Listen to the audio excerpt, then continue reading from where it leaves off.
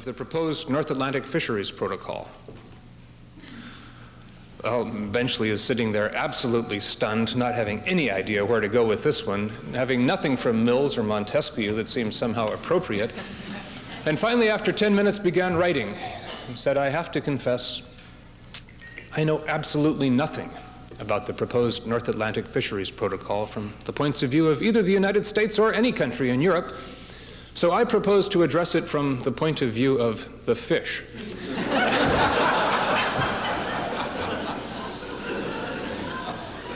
That is the point of view that I think the environmental movement has generally taken. We have spoken for the fish, we have spoken for the trees, we have spoken for the birds, we have spoken for ourselves as a species, but in relatively narrow tunnels, and now I'd like to go a little bit outside those tunnels, but tie it back into the appropriate values. I'm doing this in some large measure because of the unique decade that we are now leaving. It was the decade of the 80s. A decade that was characterized by greed and sleaze and mendacity. A decade in which private benefits were exploited and public costs were deferred. A decade in which race relations soured. Public education in much of the country collapsed. The healthcare system suffered a coronary, and the lifestyles of the rich and famous strode onto primetime television. It was a decade in which ecological thresholds were routinely breached, from the Exxon Valdez to Chernobyl, from the Amazonian rainforests to the ozone layer in the upper stratosphere. It was a decade in which our leaders seemed somehow to have lost sight of the American vision.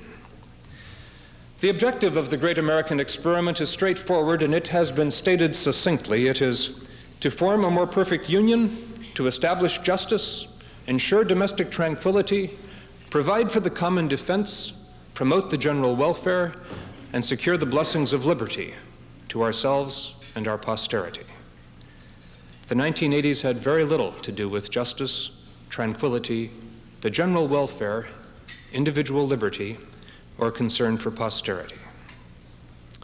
Over that one decade, the federal government acquired more debt than it had accumulated over the previous 200 years. In one wildly irresponsible decade, we slashed taxes and boosted spending, particularly military spending, and in the process tripled our national debt to something that now approaches $4 trillion. Now, I've taught engineering for 9 years. I've dealt frequently with relatively big numbers, but still when you talk about dollars, I get very confused among billions and trillions and what they really mean, and I found it very useful to think of this in terms of something that we all really understand, time.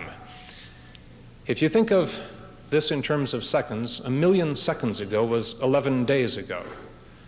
1,000,000,000 seconds ago was 1961. John F. Kennedy had just been elected president. And 1,000,000,000,000 seconds ago was 30,000 BC, and Homo sapiens had just begun to use stone tools. That gives you some sense of the difference in magnitude. The national debt now approaches $4 trillion, and this is a crucial environmental issue because with that debt and the costs of servicing it, we're not able to do much of anything. Interest payments on the federal debt now exceed all spending on health, science, space, agriculture, energy, housing, protecting the environment, foreign aid, and the administration of justice combined. Not retiring the principal, merely paying the interest. I don't care whether it's the Clinton program or the Perot program. I don't know where we're going to be doing the cutting. I'm not sure which taxes are the best to be raised to begin to narrow that gap, but unless we narrow that gap, the environmental future and the rest of our futures are bleak. The second issue with an important environmental dimension is the increasing split over the 1980s between rich and poor. I want to talk about a couple of myths here. One is the myth that poverty is a race-related thing. It isn't. Most poor people are not black or brown. Most poor people are white. Jesse Jackson is fond of saying that we may not have all come over in the same boat, but we're all in the same boat now. The second myth is that most poor people are not on welfare. They work at jobs that simply don't pay a living wage. They work every day. They catch the early bus. They drive cabs and collect garbage and mine coal.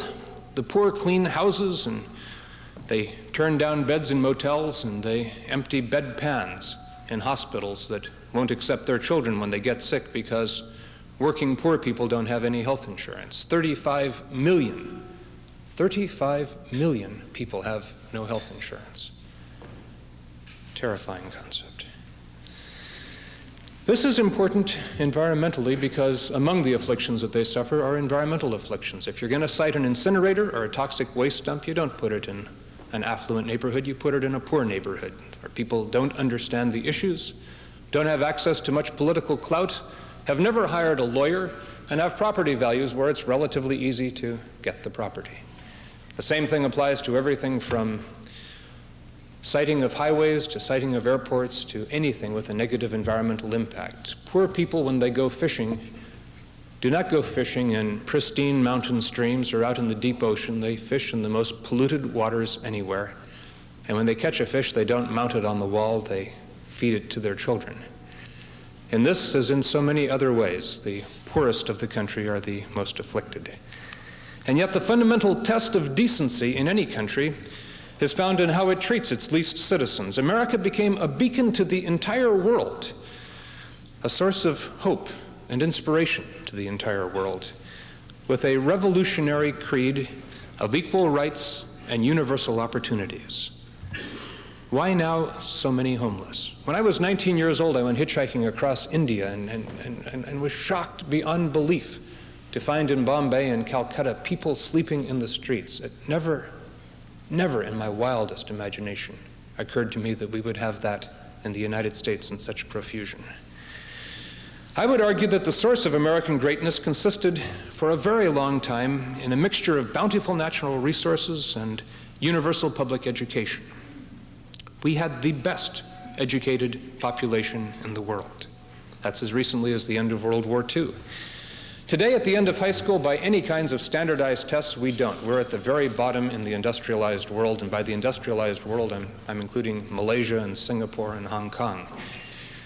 If kids go to college, by the end of 4 years, they tend to catch up with college graduates in other schools. We've got pretty good colleges, and if you go on to graduate school, you actually get ahead. That's one of the reasons why graduates from around the world flock to American graduate schools. And since half of Americans who graduate from high school go to college, then half of us should catch up at least, except 1/3 of every class that enters American schools don't graduate from high school.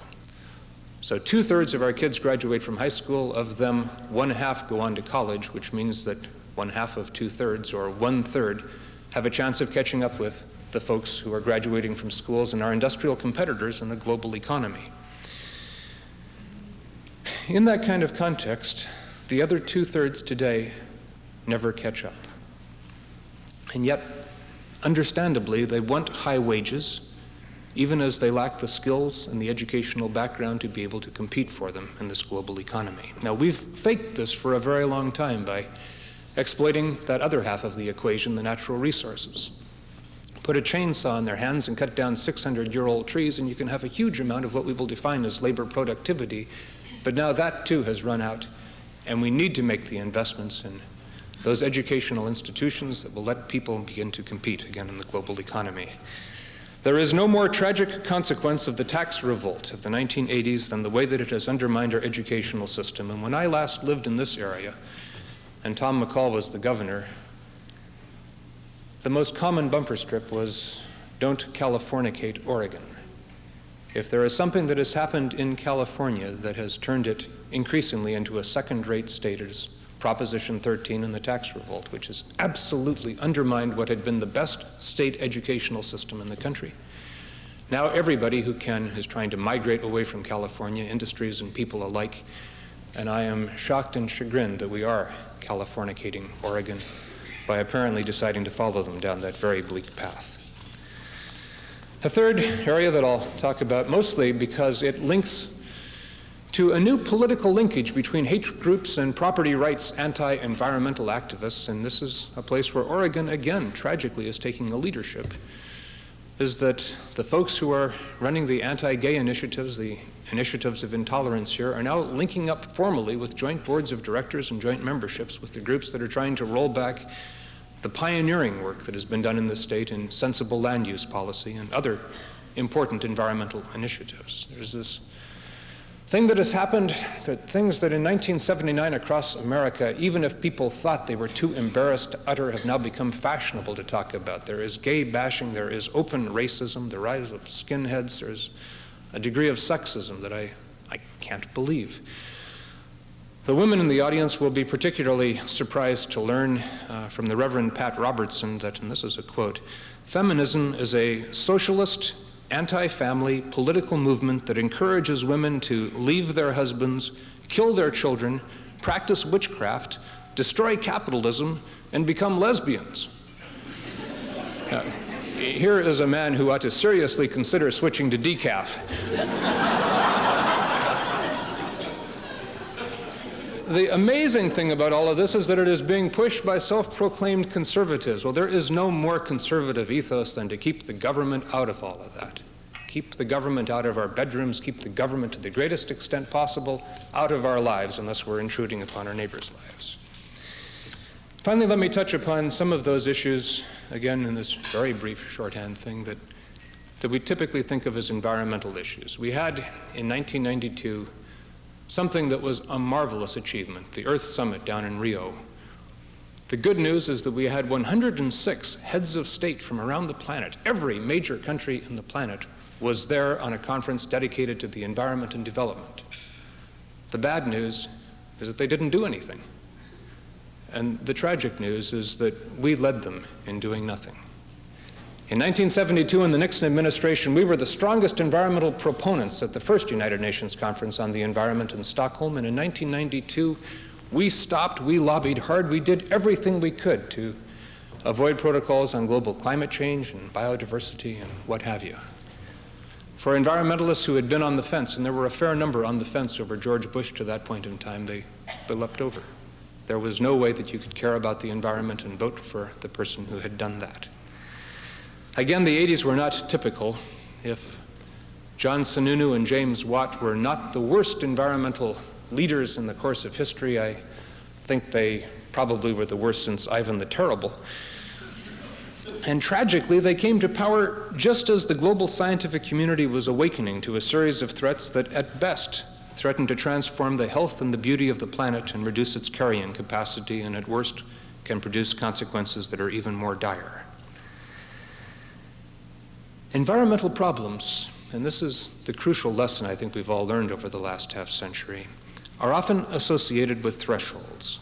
This is why environmentalists often care so passionately about particular issues. They are like one-way valves.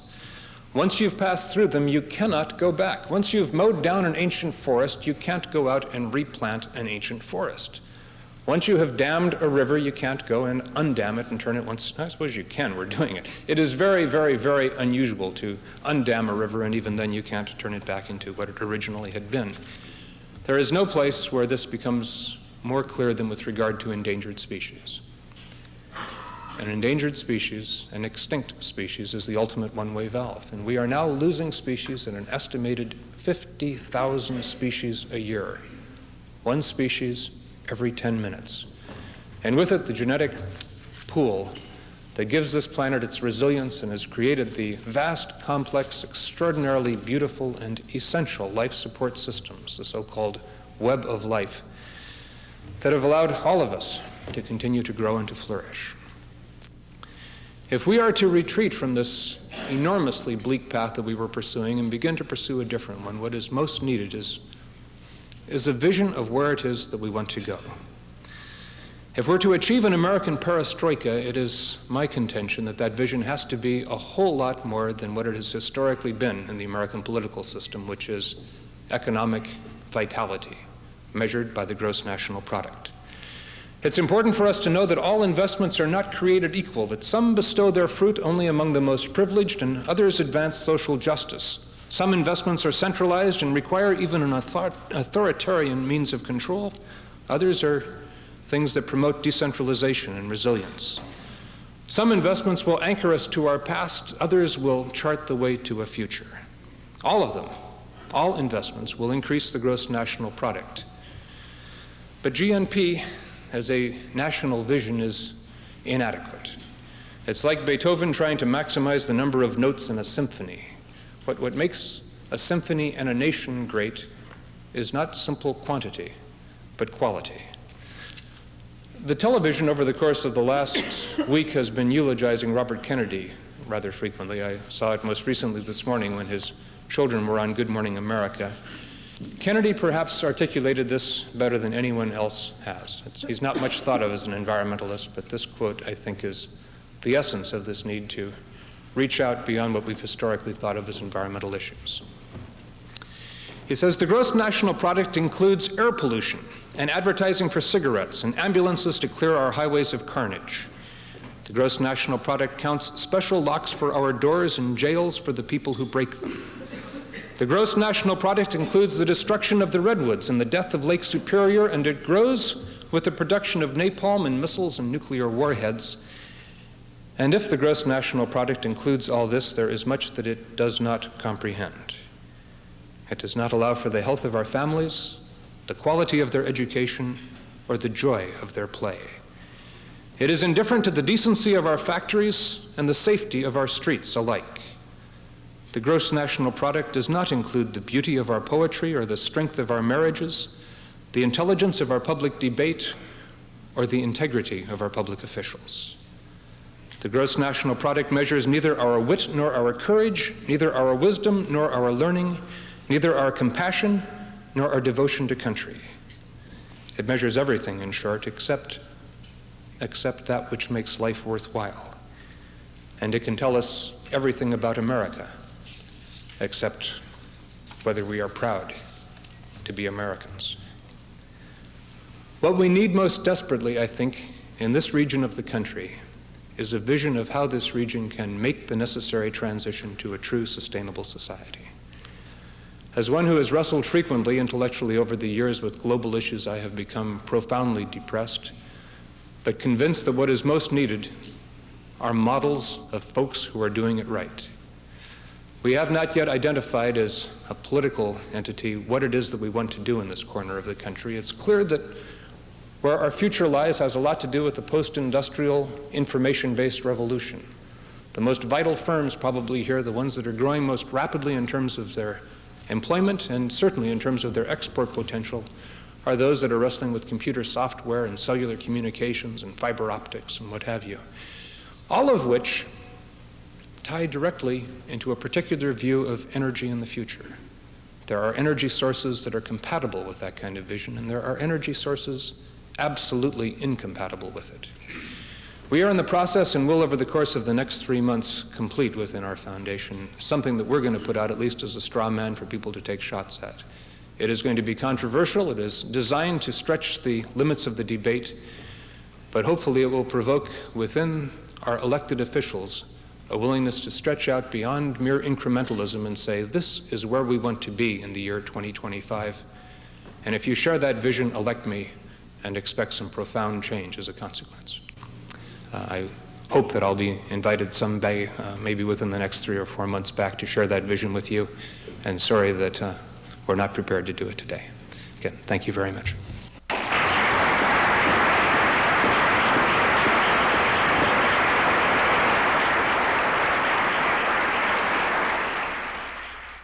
But we will start with questions now, and the first one comes from Chuck Williams, followed by Doug McCourt from the floor, and then we invite you, City Club members in the audience, to line up behind Doug at the microphone with your questions. So, Chuck?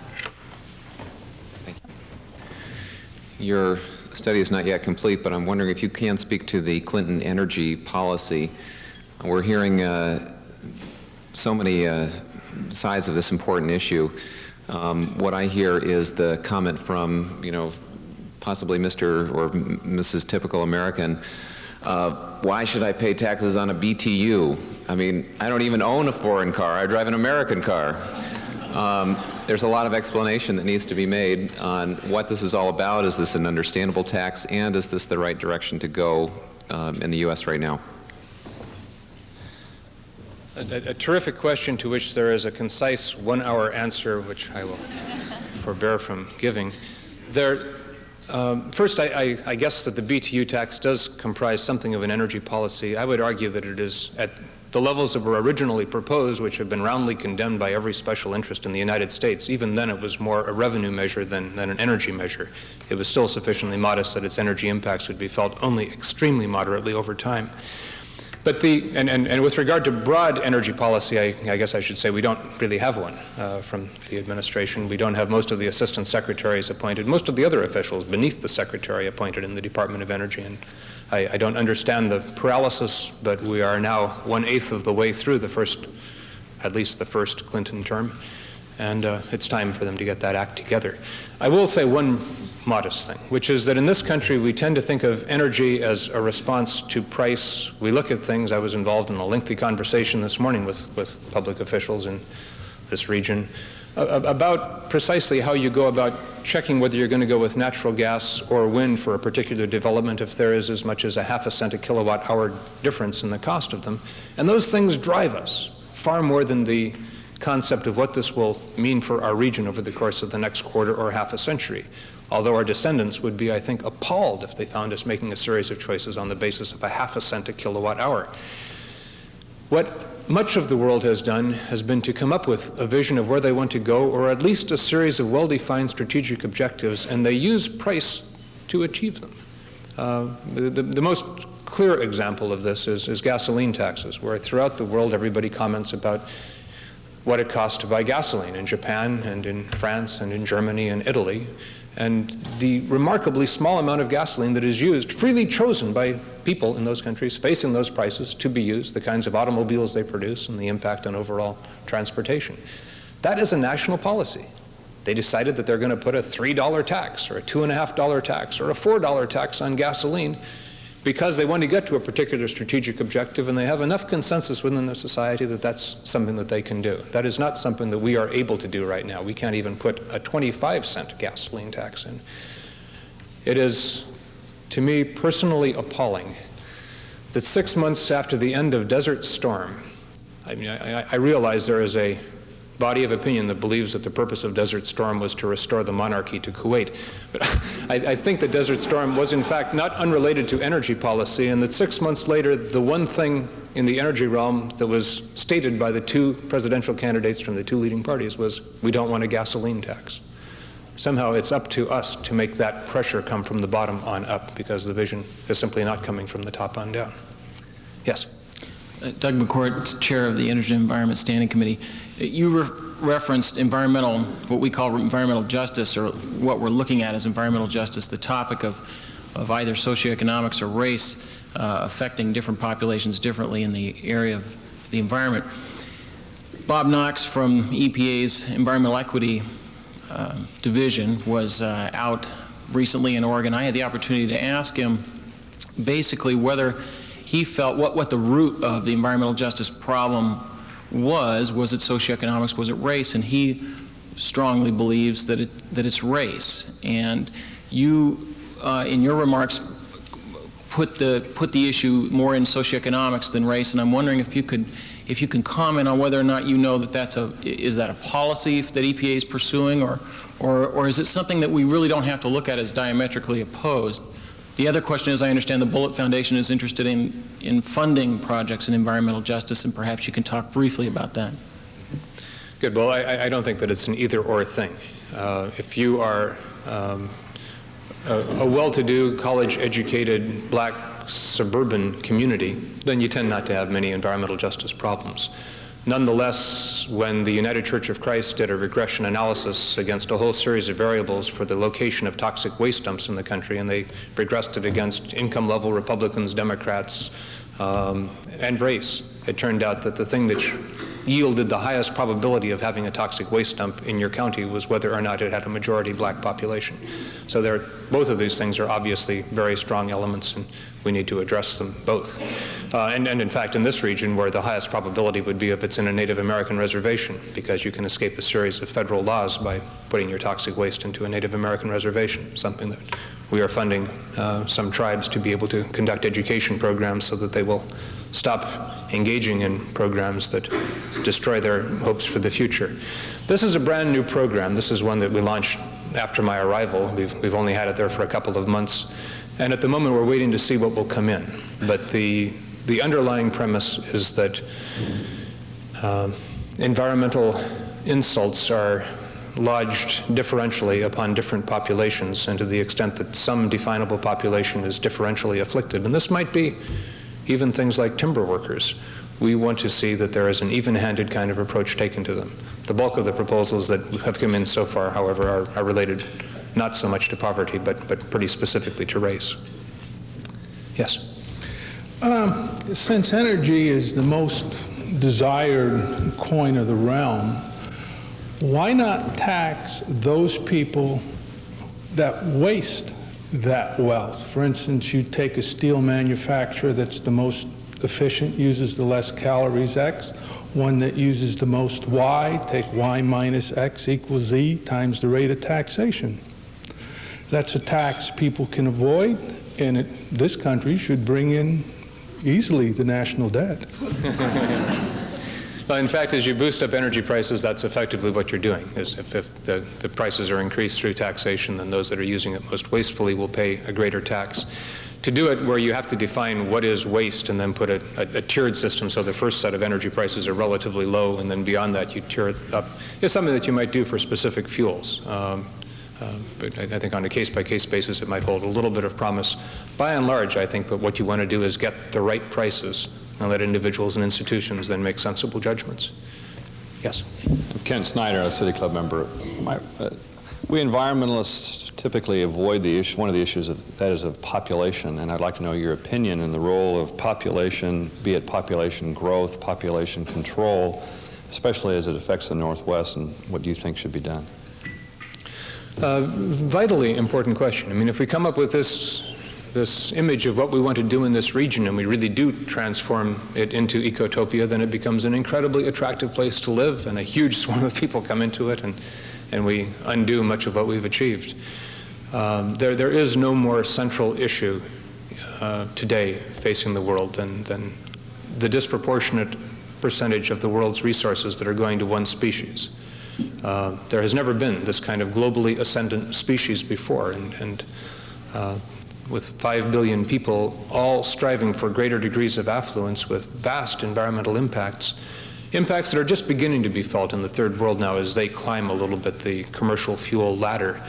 The consequences are just overwhelming. There is no environmental problem that could not have been solved relatively easily with 1 billion people that now looks like it's almost insurmountable with 5 billion people. And granted the momentum of population growth and the age gradations of the world's population now, it probably isn't possible to avoid one more doubling of population.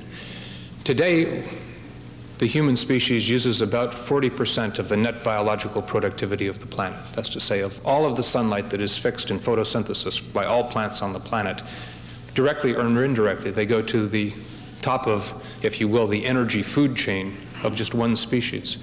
And that's a big part of what is pushing all of these other species out of existence. And it is an exceedingly tough issue in terms of birth control. In the United States, it is frankly a constitutional issue with regard to migration control, and I'm not sure that there's any way to handle the migration control.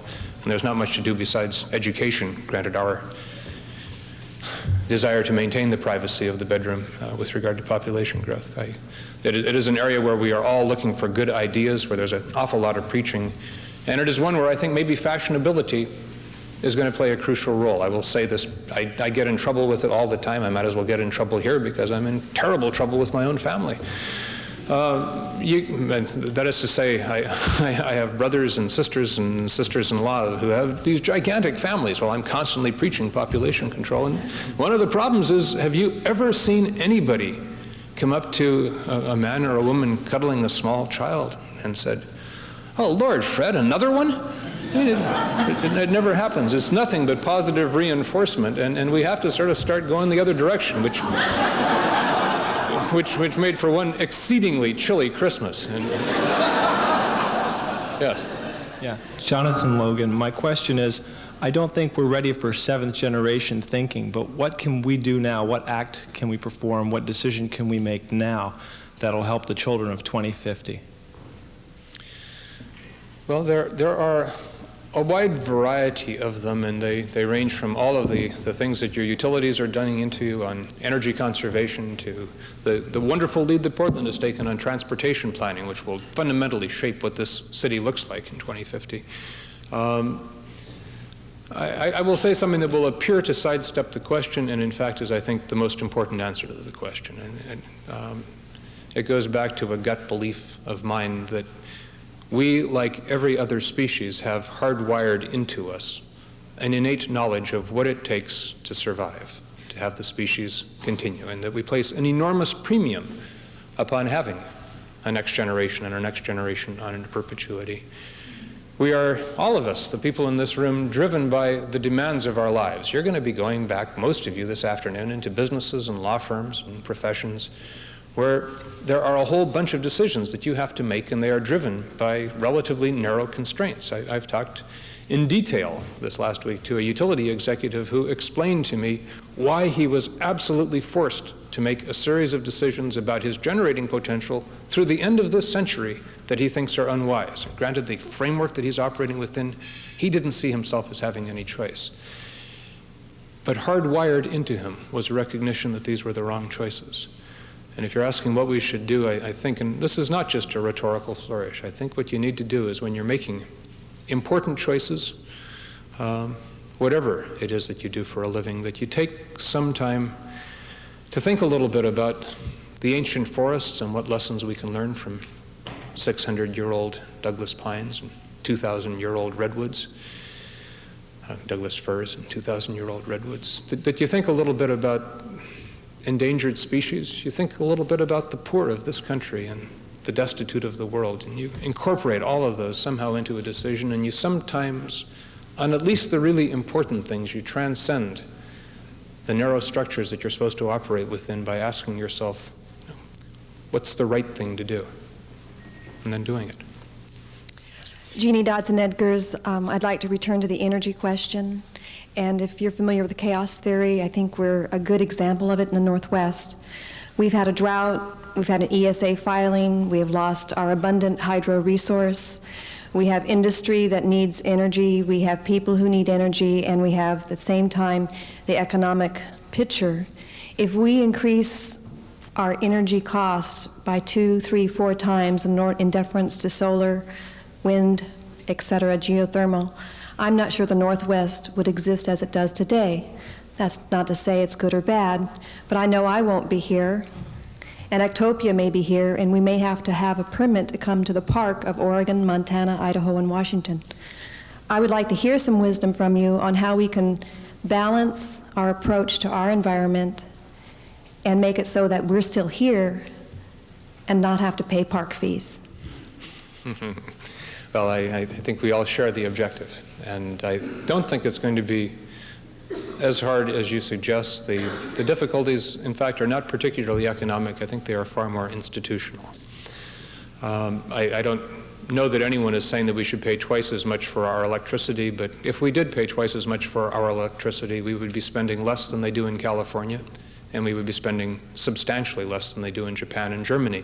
Yet they seem to manage to have robust economies by doing what every Economics 101 course tells you that you should do, which is you weigh up the factors of production, you figure out which combination of them gives you your product with the least amount of cost, and then you put them together in that set of ratios and percentages. If energy is incredibly cheap, then you substitute energy for labor, you substitute energy for materials, you substitute energy for human ingenuity. As the cost of energy goes up, then suddenly you figure out ways to substitute labor and ingenuity and materials, the other big factors of production, for energy. And I think that is something in which this region has an enormous potential to experiment, but it's not going to be something that anybody embraces because they view their competitive advantage as being this very cheap energy that we've enjoyed. As a consequence, politically, we're not going to be able to do anything that is that dramatic.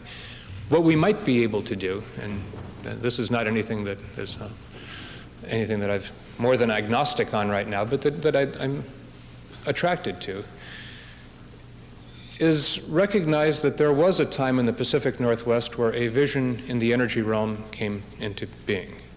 Franklin Roosevelt, when he ran for president in the midst of the Great Depression with 35% unemployment in a lot of counties in Oregon and Washington, articulated a vision for the Bonneville Power Administration, and found the resources, despite the fact that the government was absolutely destitute, to enact that vision and put it together very swiftly. We had the first 2 dams completed within 1 year of his election. And we created something that in some ways has had some negative consequences, certainly for fish in ways that we have to mitigate importantly and urgently, but has created a vision that this region has operated within for the last half-century. What we now ought to be doing is have a new Franklin Delano Rooseveltish kind of idea of where we want to go in the next 50 years, articulate a similar vision, put together the resources to make it happen, and then implement it. And I'll get into some specifics hopefully in 2 or 3 months, but it's not going to be painless. In fact, it is going to be vastly more painful than it would have been if in 1981, instead of shutting down the Solar Energy Research Institute and abolishing all of the tax credits and stopping to enforce the Public Utility Regulatory Policy Law and cave in on all of the automobile efficiency standards and do everything else that they did in the first 4 months of the Reagan administration to trash sensible energy policy, had we continued on that trajectory, today we would face some fairly easy choices. Instead, we don't have any easy or painless or cheap choices, but we've only got a handful of correct choices. Yes. Ray Polani, a City Club member. Mr. Hayes, I was delighted to hear you mention gasoline taxes. Considering that in the Northwest, half of the energy consumed per family is devoted to transportation. Most people don't know it. It's a staggering fact, half of that. The problem is, however, that gasoline taxes are raised at the federal level, and we're ready to do it at the state level, and the money goes to build more roads, which really means we are encouraging the thing that we're trying to discourage. So how can we persuade our elected officials at the federal level, at the state level, and ourselves as voters that we got to tax ourselves, yes, but that the money must flow in another direction, perhaps to alternatives in transportation, possibly to cover many of the other needs that have been starved for so long. That's what's happening in every other part of the world. How can we do it? How we can do it is, of course, the tough political question to which I'm not sure that I can provide a whole lot of brilliant answers, but I can at least make a small point and a big point about your question. The small point is that we've at least cracked it a little bit now. I mean, back in 1972, we first busted open the Highway Trust Fund and made a little bit of money available out of it for public transportation. In 1992, with the ICE-T legislation, the Intermodal Surface Transportation Efficiency, Energy Efficiency Act, suddenly there was a lot more discretion as to how this money is to be used. It turns out by far the people most prepared to use it are the highway departments of the states and the General Contractors Association, but that money can go into public transportation, it can go into bicycle paths, it can go into all kinds of things to make the society far more efficient if we can build locally the kinds of receptive, strong political organizations to gear it in the right direction. That's the small answer, but it's to say that if you can get your own state transportation department to behave responsibly, there's a whole lot of federal money that can go into alternatives to highways. The big answer is that that's still incredible marginalism. If you were to move not into a revenue measure, but into an energy measure, then you don't talk about a few cents for a BTU tax, you talk about at least $1 a gallon as a gasoline tax. At $1 a gallon, that's $100 billion a year. And that's something that we're talking serious money when you get in the $100 billion level. And it could not only accomplish everything that Clinton has in his agenda for health care reform, but in fact begin to give us the resources to move boldly and aggressively into a new direction. Is that political suicide? I think not, from a bully pulpit, if you can really bring that message to Americans of what it means. But there are no important political figures in the United States that don't believe that it's political suicide. And so again, somehow from the bottom up, we've got to convince them that there's a constituency for it. The problem is that Ray, we've got some other questions. Restrictive constitutional. Yeah. No, you're right. State constitutions are uniformly a problem in this. Yes, Yes. Mike Hoffman, City Club member. Your vision of the future seems to be very similar to that of Paul Kennedy in his book, Preparing for the 21st Century. He kind of paints a relatively gloomy picture of the split between North and South based on education, energy, money, those sorts of things.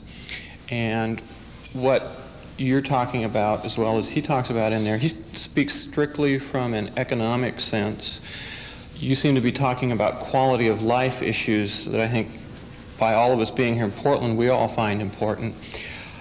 What I think you're pointing to at some point is a very big change in the social structure, the social fabric, and the social thinking of people in the U.S. as well as elsewhere. How do you see that change coming? Because that's what it may take to get somewhere where we want to be in the future. I think we're there, and I think it's time to test it. I mean, when Republican and Democratic pollsters alike ask people questions, asking them trade-offs between the environment and the economy, you find these astonishing kinds of answers. I mean, Richard Worthland, former President Bush's pollster, got something where he was asking questions, do you agree or disagree with the environment is so important that no price is too high to pay for a sound environment. And other things that, you know, you could not get a majority vote from the Berkeley City Council on a lot of this stuff. And he was getting 80, 82, 85% of Americans polled agreeing with those kinds of questions. Now, I have a hunch once that gets translated into reality that some of this is an inch deep and a mile wide, and you're not going to carry 80%.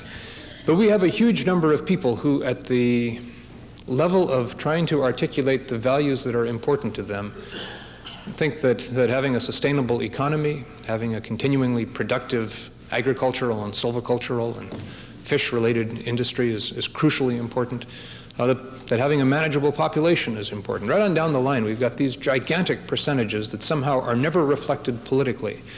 And it is my belief that that is what turned this last election.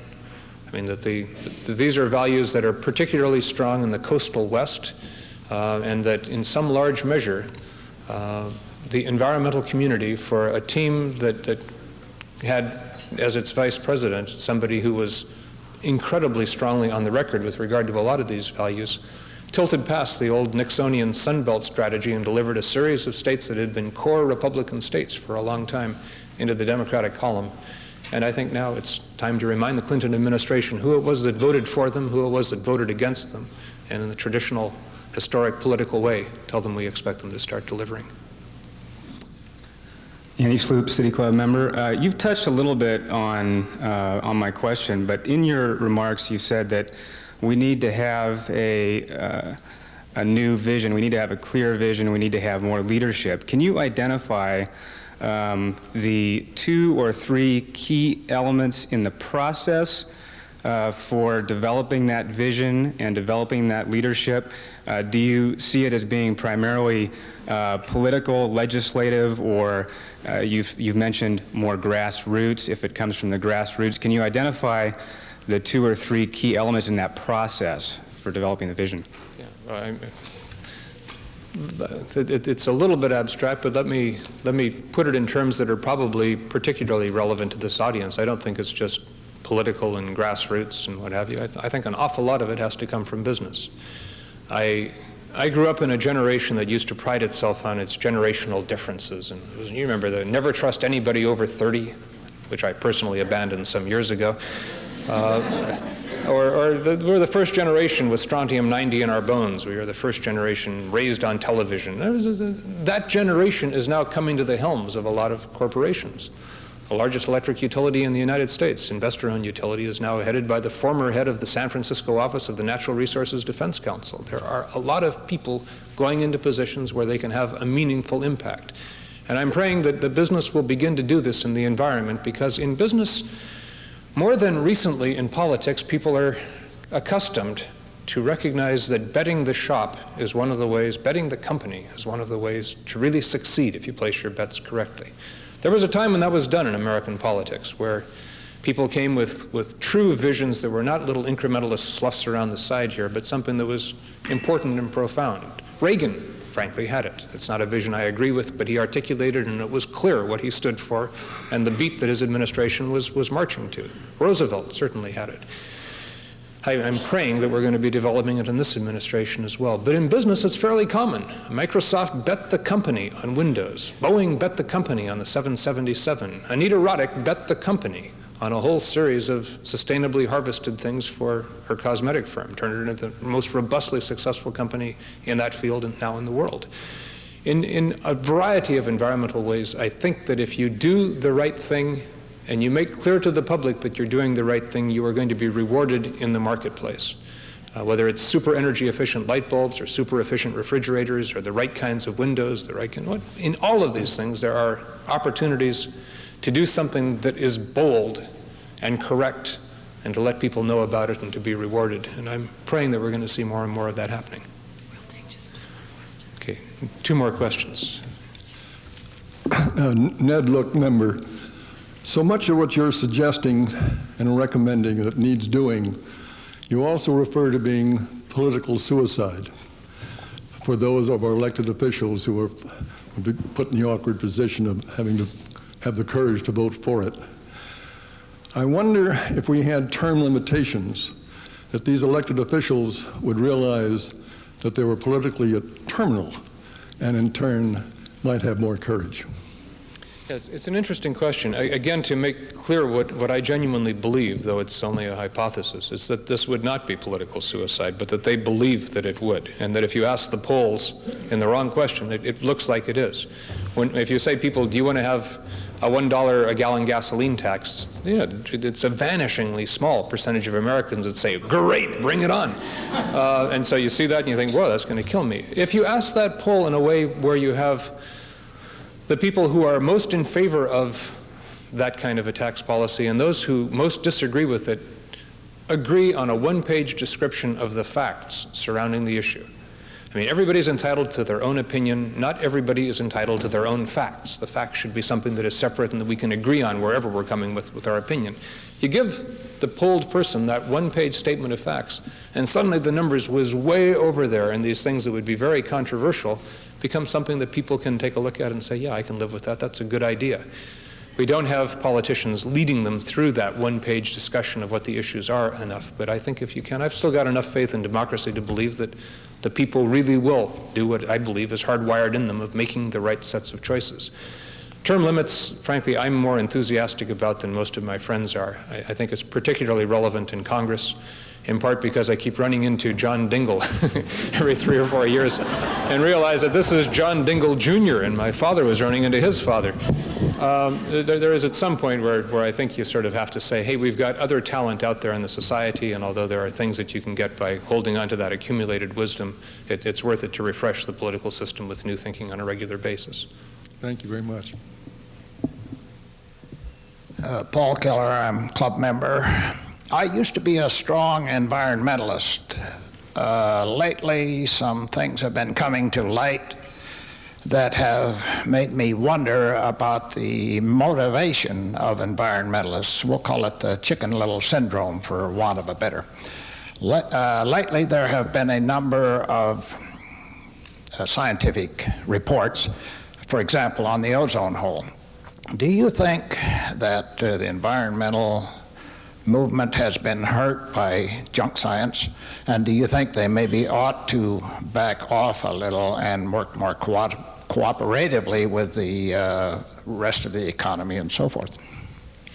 Well, 2 very distinct questions. And with regard to the latter one, it's a straightforward agreement. Yes, I think that we need to work cooperatively with a great many people and be, as I was suggesting as a principal theme of what I was talking about today, aware of a broad array of implications of our choices. I mean, the environmental movement comes out of a background of being a small, relatively weak movement that was rolled repeatedly. I have friends who have devoted their entire lives to trying to save very small chunks of this planet along some stream and have sometimes done it successfully, have ordinarily just been rolled time after time, and so they fight ferociously and with tunnel vision about that. despite the fact that the greatest contribution we've probably made to intellectual discourse is John Muir's observation that everything is connected to everything else, and you need to be aware of the broad total system.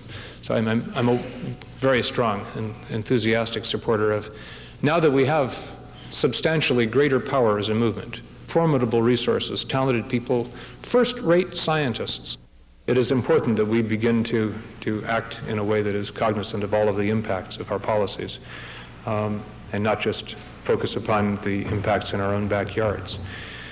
With regard to the question, has the environmental movement been hurt by junk science?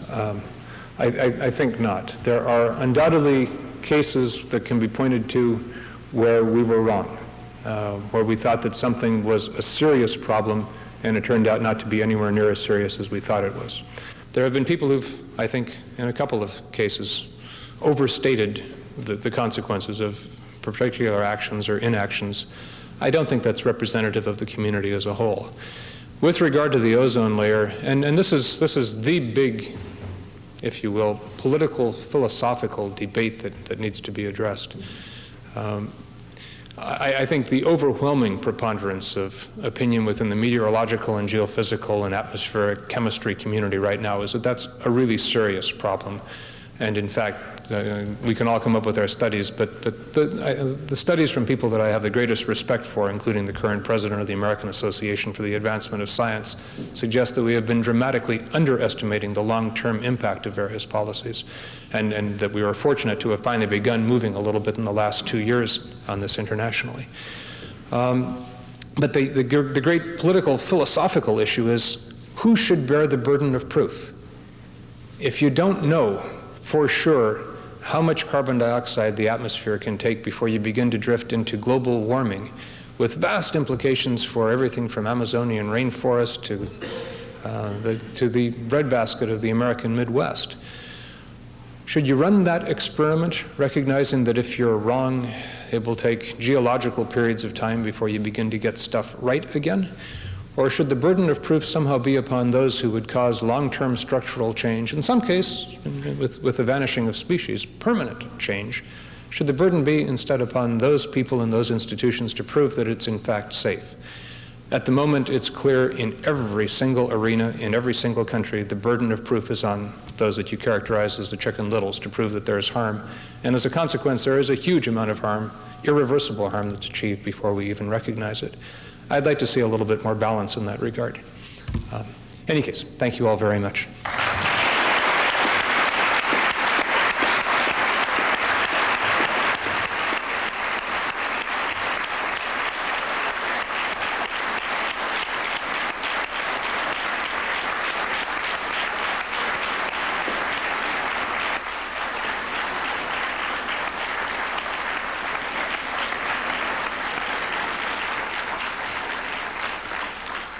Mr. Hayes, thanks for being with us today. I missed your last presentation in Portland. I'm glad I didn't miss it today. Your remarks were sobering but very powerful. We'll look forward to hearing more about that energy vision. Again, congratulations to our new leadership, and we are adjourned.